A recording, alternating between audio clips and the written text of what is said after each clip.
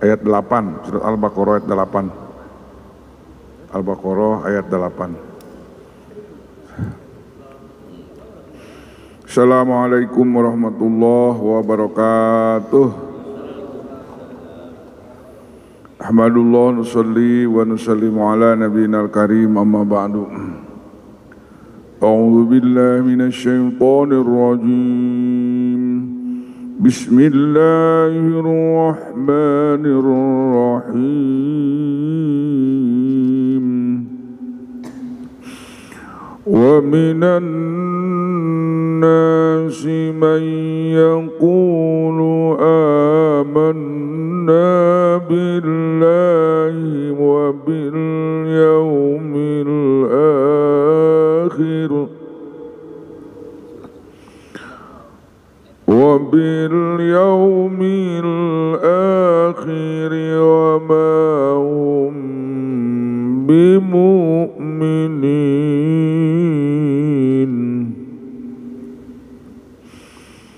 يخادعون الله والذين آمنوا وما يخدعون إلا أنفسهم وما يشعرون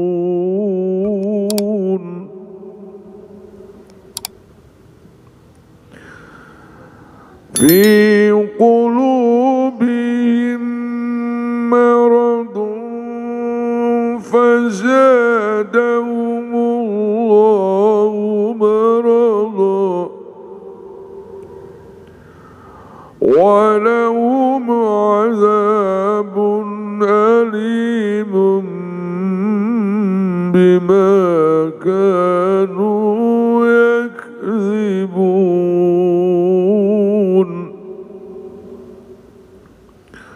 وإذا قيل لهم لا تفسدوا في الأرض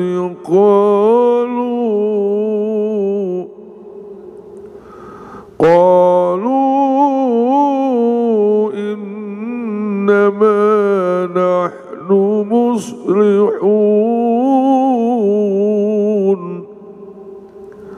ألا إنهم هم المفسدون ولكن لا يشعرون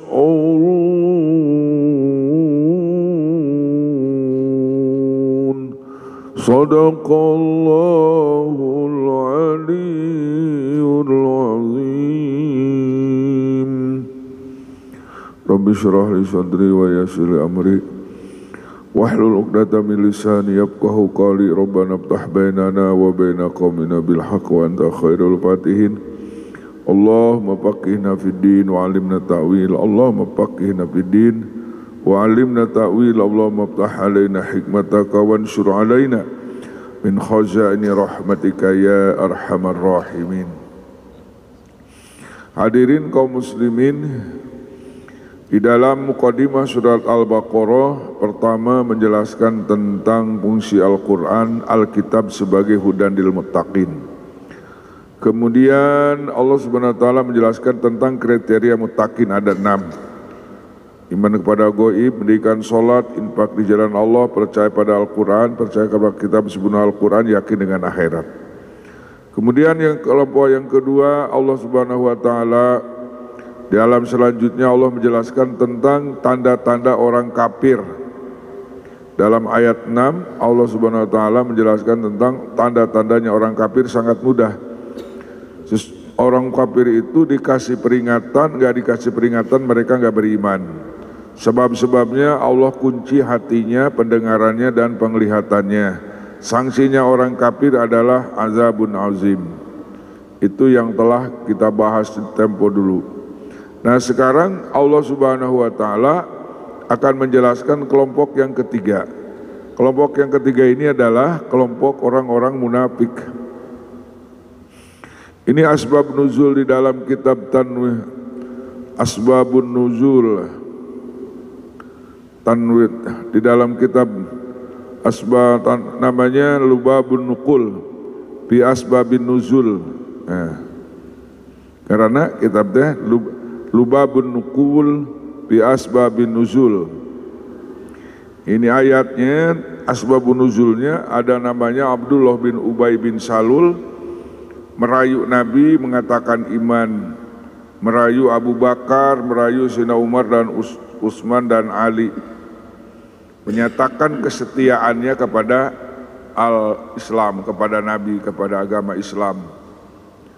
Tapi ternyata beliau ini rayuannya itu didustakan oleh Allah. Maka bahasanya begini, wa minan nasi may yaqulu amanna billah. Ada sebagian manusia yang mengatakan aku iman kepada Allah, wal yaumil akhir, dengan iman kepada hari akhir. Maka pengakuannya ini dikonter oleh Allah, wa ma hum bimu'minin, bohong. Bohong itu namanya Abdullah bin Ubay bin Salul. Allah. Gembongnya munafik. Jadi dia itu nggak mau jadi orang Islam beneran, nggak mau jadi orang kafir beneran. Muzabjabina baina zalik, mereka orang munafik. Jadi kalau di zaman sekarang ini apa Islam yes, kafir yes, semuanya yes gitu. Nasionalis lah. Jadi, semuanya bagus. Ini di zaman Rasul penganut nasionalis ini sudah ada. Tujuannya dia ingin menyatukan antara Islam, kafir, Yahudi, Nasrani, Majusi, mau disatukan melalui ide dia. Tapi ternyata nggak bisa. Islam nggak bisa dicampur adukan. Wala talbisul haqqo bil batil, nggak bakal nyambung. Orang kafir dengan orang yang beriman tidak akan bersambung selama-lamanya dalam akidah ya. Dalam akidah, kecuali dalam muamalah kita boleh. Tapi dalam akidah nggak bisa. Ada mengatakan agama itu sama, agama itu benar. Nah ini pernyataan sapeh namanya. Orang-orang sapeh. Semua itu benar, bagus. Semua agama baik dan benar. Benar menurut masing-masing, tapi menurut Allah agama yang benar itu Islam gitu. Tapi sekarang alhamdulillah ada banyak kabar gembira ya. Kabar gembira luar biasa sekarang nih. Akan gembira ketika mendengar orang Amerika berbondong-bondong masuk Islam sekarang. Gembira sekali di Inggris ya. Di Inggris sekarang ada 100.000 ya komunitas Islam. Jerman. Dan orang masuk Islamnya bukan orang-orang miskin, bukan orang-orang bodoh, bukan orang-orang kere, bukan. Orang-orang pintar. Bahkan pastor banyak yang masuk Islam. Tapi tahu hoax tau nggak nih? Paulus katanya masuk Islam, berita tahu hoax tau nggak nih? Paulus yang ketiga. Mudah-mudahan benar. Subhanallah.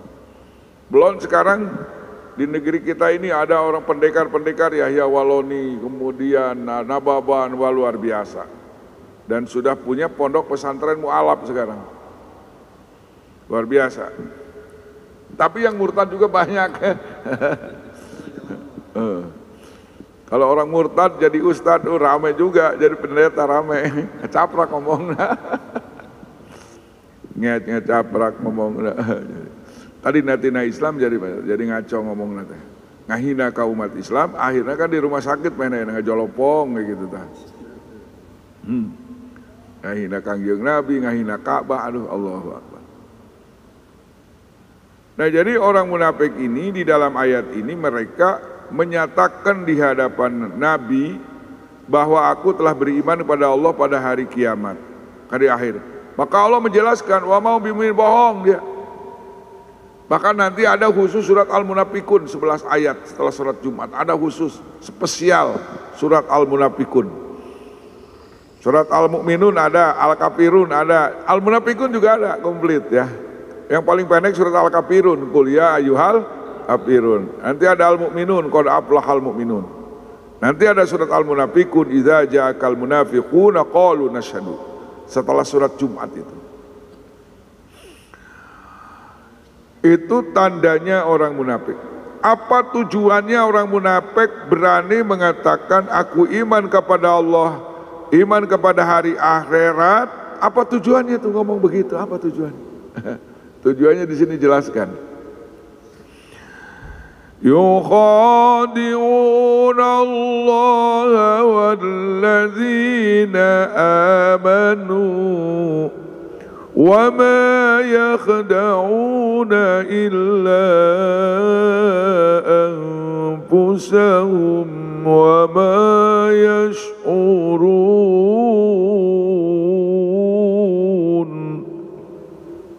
Tujuannya mereka itu ingin menipu Allah. Ditipu Allah. Itu orang munafik gilanya. Masa Allah mau ditipu? Astagfirullahaladzim. Dasar munafik.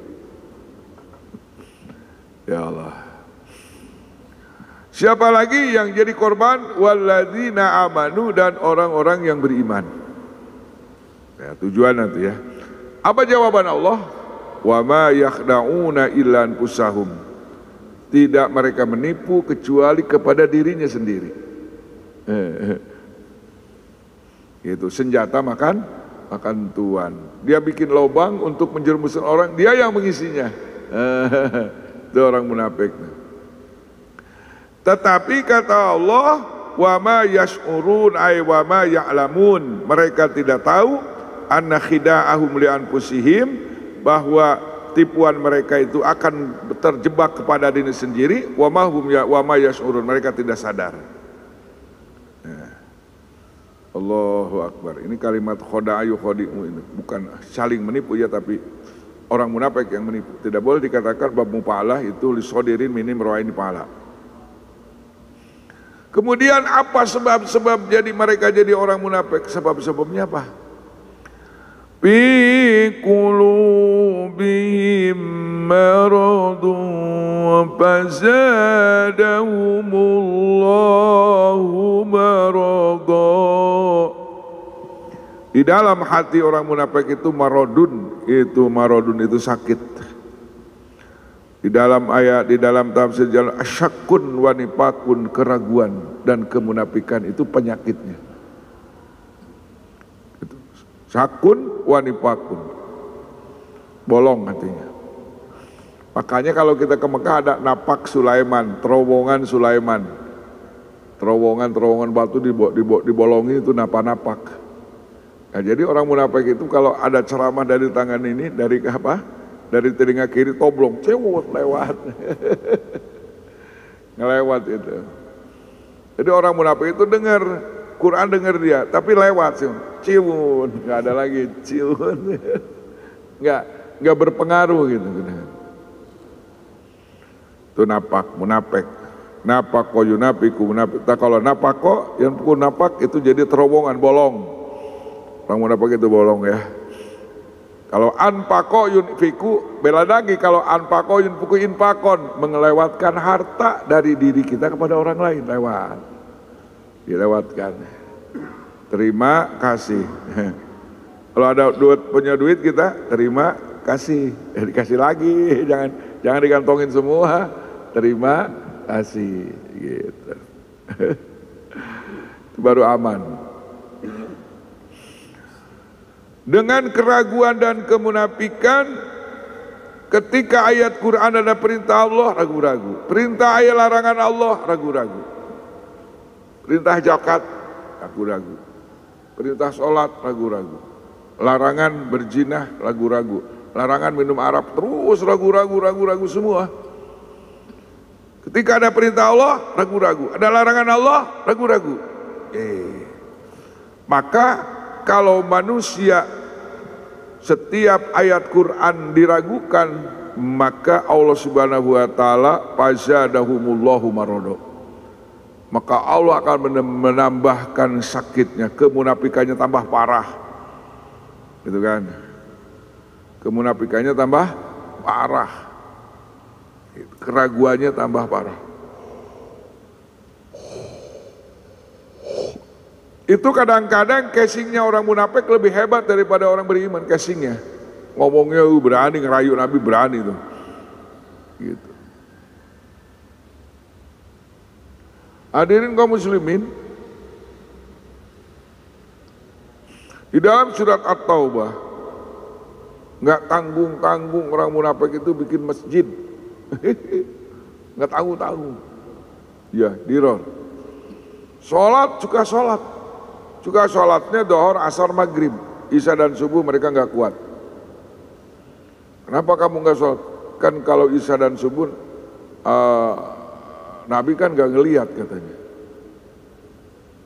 Jadi benar-benar ingin dilihat sama Nabi aja nih. Nggak ada hubungan ingin dilihat sama Allah. Nah itu orang munafik. Kalau subuh, lohor, asar, maghrib lihat Nabi terang. Tapi kalau subuh sama isya tuh memang nggak ada lampu di Madinah tuh, nggak ada lampu pada waktu itu. Jadi gelap. Pulang aja dia. Orang munafik itu pergaulan.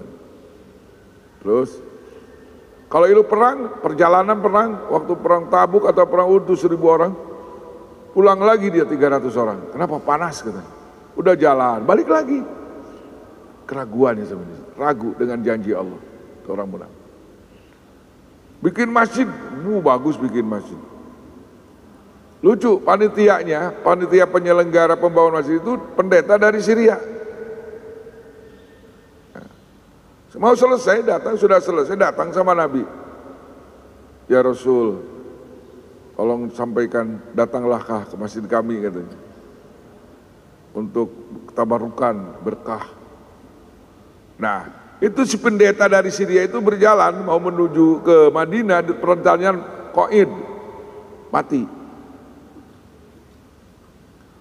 Nabi diundang sama dia, mau berangkat Nabi, mau berangkat. Sama si Abdullah bin Ubay itu, mau berangkat. Umar berontak, ya Rasulullah bukan dia orang munafik katanya. Oh paling berani itu, yang paling berani, kritis itu Sayyidina Umar tuh.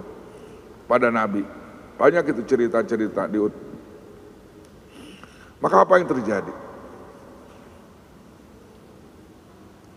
Kata Nabi, saya nggak mau jalan aja, nanti nunggu wahyu aja. Kalau wahyu datang aku berhenti. Pas mau berangkat, turun wahyu langsung.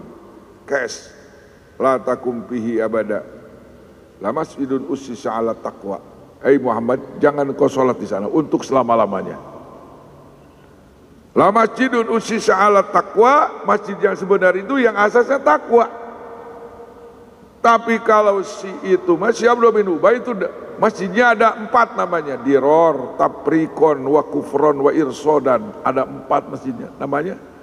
Masjidnya 1 namanya 4. Coba orang munafik bikinnya masjidnya 1 tapi namanya 4. Diroron, wa Tafrikon, wa Kufron, wa Irsodan liman haraballah wa rasulah. 1 meresahkan, madorat. Gara-gara masjid jadi madorat. Masyarakat bisa madorat, bersaudara, gitu kan?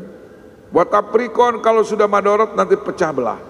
Nanti maksudnya supaya ada yang sholat ke Nabi, ada yang sholat ke si itu, jadi pecah, supaya pecah umat Islam, supaya jangan berjamaah di masjid Nabi. Itu jahatnya orang munafik itu, lebih dari orang kafir itu jahatnya. Yang ketiga adalah wakupron, bukan masjid orang beriman, masjid orang kafir. Waduh, sakit tuh orang munafik tuh. Masjid kafir itu mah. Yang keempat, irsodan, untuk tempat intelijen, mata-mata. Berapa ada kekuatan Islam jumlahnya? Wah, langsung dihancurin sama Nabi. Umar bin Khattab, Ali, siap, hancurin. Kalau sekarang hancurin masjid, wah radikal, bertentangan ya. Subhanallah. Nabi itu di ekposnya, Nabi itu lemah lembut, baik katanya, enggak kasar. Di mana? Ngarang. Nabi itu kadang-kadang lembut, kadang-kadang sikapnya asyiddaul al-kufar ruhamau bainahum. Kan sekarang ada yang kribo-kribo itu apa namanya? Nabi itu lembut katanya. Lembut di mana? Di mana lembutnya? kondisional dong kalau lembut di sini. Kalau orang bikin masjid di depan masjid, dia dibantai sama Nabi. Gitu. Ya enggak? Perang Badar paling depan, perang Uhud paling depan Nabi. Dibayangin Nabi itu jepang tasbih di masjid gitu kan. Lembut. Kalau perang 17 kali, 18 kali Nabi perang. Apalagi paling seru perang Uhud tuh. Sampai giginya kena tombak itu sampai giginya sampai jatuh itu. Kepung 20 orang. Gak boleh kita menjelasin Nabi gagah itu, gak boleh. Nanti takut. Mestinya ceritanya lembut-lembut gitu. Ya Allah. Nah kemudian bagaimana sanksinya orang munafik? Walahum adzabun alimum bima kanu yakzibun. Sanksi orang munafik akan mendapatkan azab yang pedih gitu. Apa yang dia dustakan, jadi dusta itu. Jadi orang munafik itu ada 3 dalam hadis, di mana-mana ngomong suka bohong, apabila janji suka cidra, apabila kasih hianat, amanat hianat itu. Ada tambahan wa idza khosoma pajaro, apabila bertengkar nggak mau damai dia, nggak mau gua damai, nggak mau damai ya, pajaro itu. Bukan Pajero, bukan Pajaro.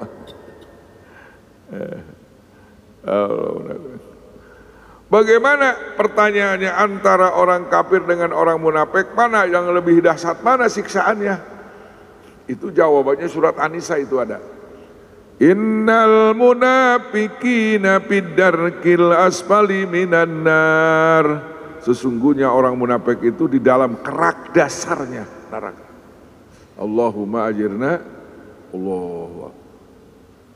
Bagaimana sikap Nabi terhadap orang munafik? Ya ayuhan Nabi jahidil kuffar wal munafiqina waghluz alaihim.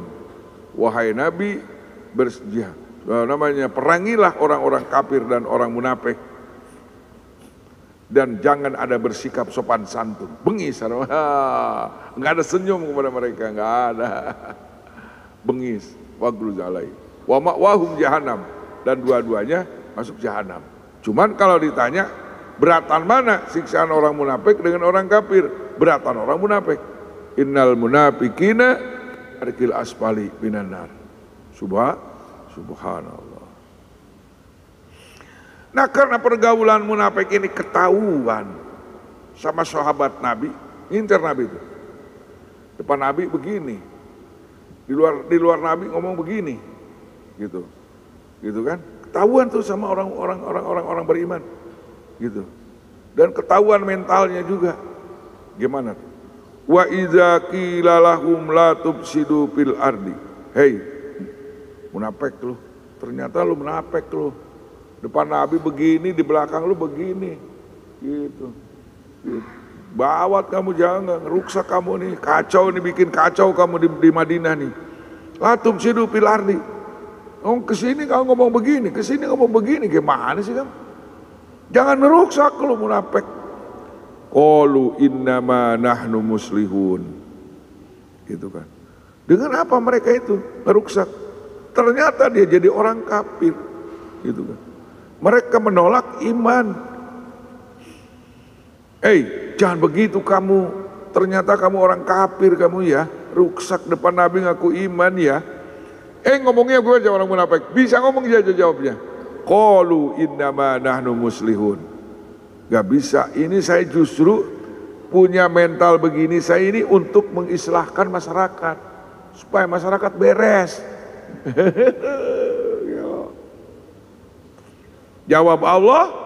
Ala innahum humul mufsiduna walakin la yash'urun. Ingat. Sesungguhnya mereka itulah yang merusak. Tetapi mereka tidak sadar bahwa dia merusak. Allahu Akbar. Subhanallah. Ngaku beres, justru kalau nggak ada saya ini Madinah nggak bakal beres. Gara-gara gue di sini beres nih katanya. Kata Allah, humul mufsidun, bukan beres, lu ngeruksak lu. Ngeruksak masyarakat, merusak tatanan segala macam, bikin kacau kamu. Tapi mereka nggak sadar juga bahwa dia pengacau. Tegur lagi nih, sama teman-temannya yang munafik asli gitu ya, yang artinya gembongnya, tegur, sini loh, kamu gabung terus sama sahabat orang-orang katanya, kenapa sih kamu bergabung gitu sama orang-orang sahabat Nabi, Nasu itu Amananas, kenapa kamu beriman kenapa kamu beriman sebagaimana berimannya para sahabat?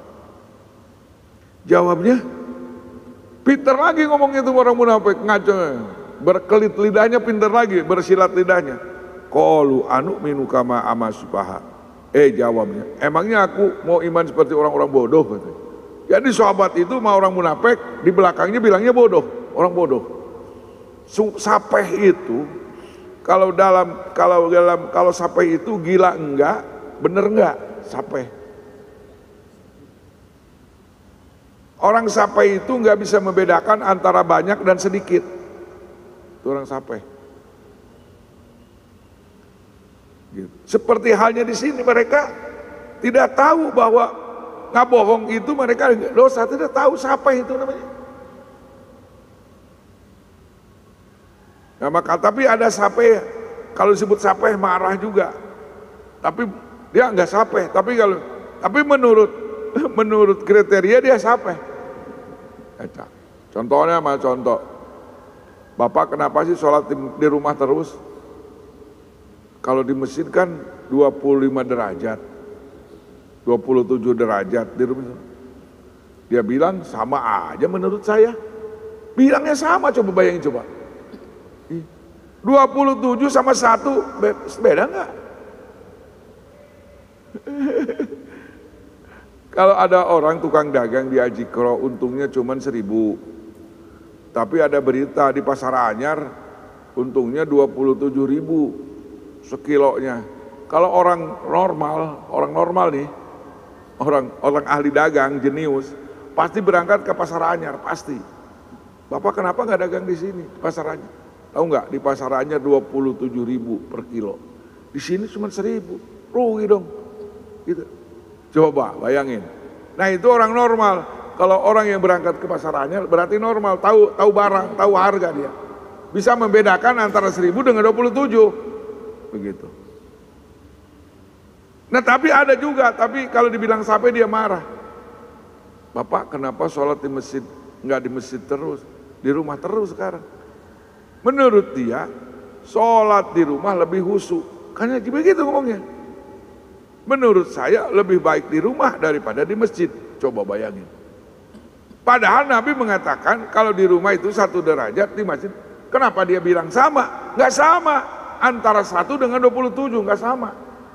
Jauh bedanya, ya nggak? Lebihnya 26. Nah itu orang sapeh itu. Tidak bisa membedakan mana untung mana rugi. Itu termasuk sapeh. Termasuk orang-orang munafik itu sapeh. Dia mengatakan sapeh kepada orang benar. Orang gila mengatakan orang gila pada orang benar. Ada orang gila lewat gitu. Terus nih liatin orang yang sholat, dasar gila lu. Kata orang gila nyebut gila sama orang yang nggak gila. Coba. Ya siapa itu namanya? Ya dasar gila lu. Gitu. Kata orang gila. Ngatain sama orang nggak gila. Ya itu siapa namanya? Kata orang benar, bukan gua yang gila, lu yang gila. Kata orang gila, lu yang gila gitu. Astagfirullah. Dasar sampai. Di kampung saya dulu ada orang, Allah, kalau turun di mobil saya kan bawa ini, suka bawa barang tuh dari ngaji. Diambil sama dia, tas diambil, barang diambil. Mau dikasih 500.000, udah tua orangnya. 500, bukan 500.000, 500 perak. Dulu kan 500 ada gambar monyet, inget nggak? Yang 5.000 ya? Enggak, kalau gambar monyet 500 kan? 500 Pak, yang gambar monyet mah. Dikasih sama saya. Itu Bang Som, Pak, ini aja 500 perak, nggak mau. Pengen yang berem. Pengen yang berem aja saya mah.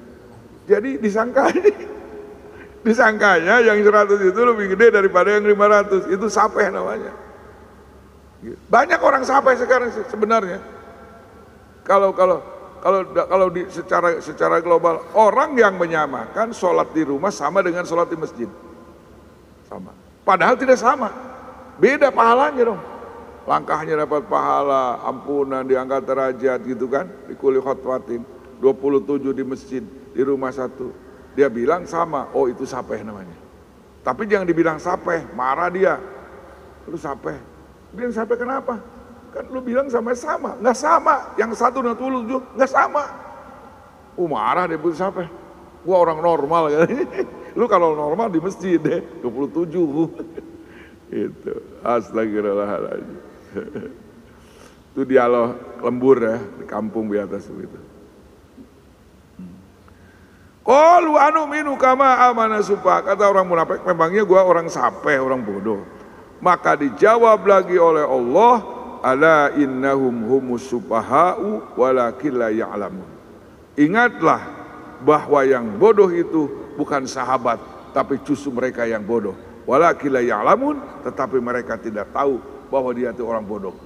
Masya Allah. Ala innahum zalika la ya'lamuna zalika. Subhanallah. Kemudian ayat selanjutnya, wa idza laqul ladzina amanu qalu amanna. Udah salat Isra belum? Belum ya. Udah sampai Isra ya, setuju ya. Wa idza laqul ladzina amanu qalu amanna. Nah, coba lebih gila lagi nih sekarang. Kalau bertemu dengan Nabi, bertemu dengan sahabat, gitu kan? Aku beriman. Gitu. Sampai kepada gengnya, presiden orang munafik itu namanya Abdullah bin Ubay bin Salul. Wa idza qalau ila syayatini. Ketika datang kepada gembong orang munafik, dia bilang, "Qalu inna ma'akum." Sungguhnya aku adalah CS kalian. Tenang aja. Kenapa aku? Kamu tahu enggak? Aku mengatakan iman kepada Muhammad, kepada sahabat itu, innama nahnu mustahzi'un. Saya itu cuma ngeledek aja. Lain di mulut, lain di hati. Ngeledek aja, tenang aja. Depan Nabi, sahabat iman. Pas ketemu dengan gembongnya, jangan takut. Innama nahnu mustahzi'un. Saya ngeledek. Masya Allah. Bagaimana caranya? Allah jawab, Allahu yastahzi'u bihim. Allah akan membalas pengeledekan mereka. Allah akan meledek, akan namanya yastahzi'u bihim azizi mistiza'ihim. Allah akan membalas apa namanya dengan ledekan mereka. Nanti diharap. Atau paling sakit itu orang munafik itu dalam surat Al-Hadid. Pas mau ikut ke surga di belakang nggak bisa. Kamu dulu ikut aku tapi bukan ikut beriman. Kamu ikut meledek, membikin fitnah. Kata orang munafik, lu pura-pura nggak tahu sama gua. Lu kan CS gua dulu katanya. Kata orang munafik masih di akhirat juga masih bikin gaduh juga itu orang munafik. Di dunia bikin gaduh, datang ke akhirat bikin gaduh, mau ikut ke surga dia. Gitu kan? Ikut cahaya Islam yang ikut masuk surga. Kata, gak bisa kamu. Dulu kamu hanya nonton di luar saja, di dalamnya kamu pernah munafik. Gitu. Di dalam surat Al-Hadid nanti wa min kibalihil azab. Diberikannya rahmat, tapi ternyata dia mendapatkan siksa Allah Subhanahu wa taala. Itu sampai akhirat juga bikin gaduh. Pas mau ikut nggak bisa. Lu dulu temennya temen bohongan. Hati kamu benci kepada Islam. Wa yamudduhum fi tughyanihim ya'mahun. Kemudian Allah Subhanahu wa taala membiarkan mereka dalam kejahatan, dalam kekufuran. Jadi orang munafik itu, tapi lucu itu. Sebelum meninggal itu si munafik ngomong begini sama Ibnu Abbas. Kan kalau anaknya sahabat luar biasa itu. Namanya si Abdullah bin Salul itu punya anak namanya belum. Itu sangat setia sama Nabi. Cuman itu orang munafik masih masih gaya tipunya masih ada juga. Nanti kalau saya mati, tolong sorban Nabi katanya buat saya untuk bungkus mayat saya. Gila nggak coba? Itu sebelum meninggal si Abdullah bin Salul minta kalau saya mati sorban Nabi minta untuk saya nanti dikubur katanya. Untuk boleh, coba bayang. Sampai di situ main lidahnya. Dicari mukanya kepada manusia. Mau mati masih nipu juga. Begitu. Akhirnya Abdullah bin anaknya itu minta sama Nabi. Minta sama Nabi karena dia menyenangkan anaknya aja. Gak ada hubungan dengan menyenangkan orang tuanya. Udah divonis munafik dia. Tapi demi anaknya sorbannya dikasih. Dikasih sama putranya. Tapi pernah mengancam dibunuh juga bapaknya. Dalam surat Al-Munafikun dikatakan ketika perang Tabuk mengatakan disangkanya Nabi itu waktu perang Tabuk akan menang, akan kalah. Gitu kan? Disangkanya akan kalah. Gitu. Apa orang-orang munafik bilang? La irraja'na ilal madinati la yukhrijanal azu minhal azal walillahil izzatu walirrasuli walakinnal munafiqina la ya'lamun. Kata Abdullah bin Ubay bin Salul dan kelompok-kelompok munafik yang 300, kalau kita udah pulang ke Madinah, kata, dia akan berangkat. Kalau Nabi berangkat ke Tabuk, dia pulang lagi ke Madinah, la yukhrijanal azu minhal azal. Paki yang mulia akan menghina orang hina. Orang mulia akan mengusir orang hina. Jadi dia itu ngaku mulia, Pak Peri. La yukhrijannal a'azu, ia akan mengusir orang-orang mulia, al-azala orang-orang hina. Itu anaknya, marah itu Pak. Katakan bahwa yang mulia adalah Islam, kamu adalah orang hina. Tunjuk-tunjuk bapaknya itu. Ketika ayat Quran ini turun, maka putranya marah di depan bapaknya.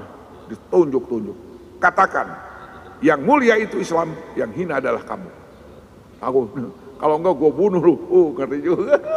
Itu anak orang setia kepada Nabi, tidak setia kepada bapaknya, karena bapak sudah jadi orang munafik. Itu bapak-bapak sekalian. Nah, berapa menit lagi? 6 menit lagi. Tinggal tanya kita, adakah sifat-sifat munafik dalam diri kita? Kalau kita masih malas sholat, ada suara azan, Allahu Akbar, tapi hati kita malas. Aduh, berat sekali ini sholat.